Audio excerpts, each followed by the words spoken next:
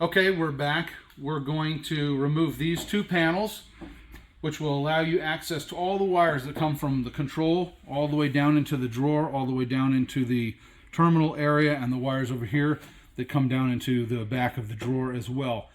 Once again, please make sure your flare is unplugged or your breaker's off. You do not want power when you are taking these panels off. These panels are very easily removed with Phillips screws. Sometimes there's 5, sometimes there's 6. It just kind of depends on how many.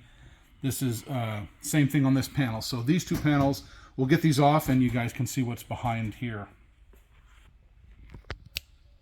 Okay, now we've removed all the Phillips screws from both panels. We'll go ahead and take this panel off. You can see the bundle of wires there.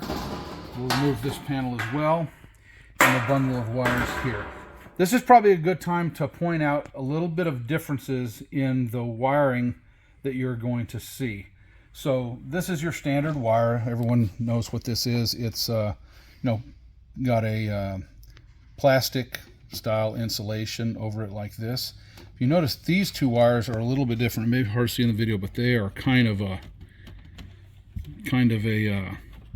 almost like a wax paper coated. So there's a big difference between these and these. Are kind of a hairy coated wire. These wires always go to things like broilers, which are the broiler terminals right here. You can kind of see the insulation. This is your broiler wire. They also go to the back of the oven terminals, which are right here. Here's another one of these types of wires.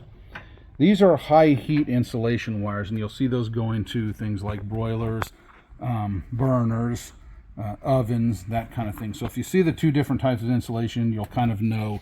These are always a little more brittle just because of age. They're kind of a brittler thing than these. These are normal flexible wire. But just wanted to point out the differences in wire while it's very easy to see. Okay, we're down here at the terminal. You can see here is one leg of your 110, another leg of your 110, and all your white neutrals connected to the middle. These come all the way up, and they feed a terminal block, which is right at the front of the oven. Very hard to see. Probably you can't see it, but it's right down here. This is like your power block for everything that connects up here in the oven, all your switches, all your controls. So power is being fed to here. So there's 110 volts here on the black right here. There's 110 volts on the red right here. And then here's your white neutral. This corresponds, it looks very similar because it's almost identical to the block that is down here. If you'll know, you've got black here, you've got red here. These are your two hots, 110 volts each, and your neutral. So this block is mounted up in the oven. And that's how power gets up there, and it gets up there through these really thick, heavier, solid stranded wires. So we'll wrap up this video. This has kind of been a long video, but I wanted to point out quite a few things for you. But if you can see here, this is the back of your burner drawer, this big silver piece right here. We'll have Jack go around front and kind of open the burner, and you can kind of see how this burner drawer slides. Okay, that's good, Jack.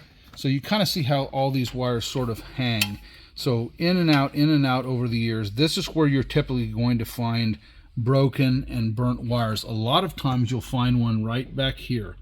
This is the fuse right here. And this is accessed by in another video we'll show you from the front of your burner drawer. But a lot of these wires, this is where you want to check for broken and burnt wires. Because as the drawer slides in and out over the years, the wires will become fatigued and brittle. Sometimes you'll find burnt wires where they may have shorted out against the burner drawer, may have caught a sharp surface like this and shorted out. But all this will be explained in other videos. While we're here, this is your ballast for your fluorescent light that goes above the burners.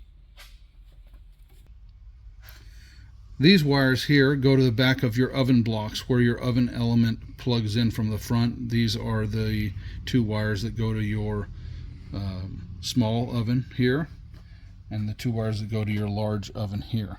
And these are just your typical fast-ons, so they kind of pull on, pull off. You can put them right back on just like this.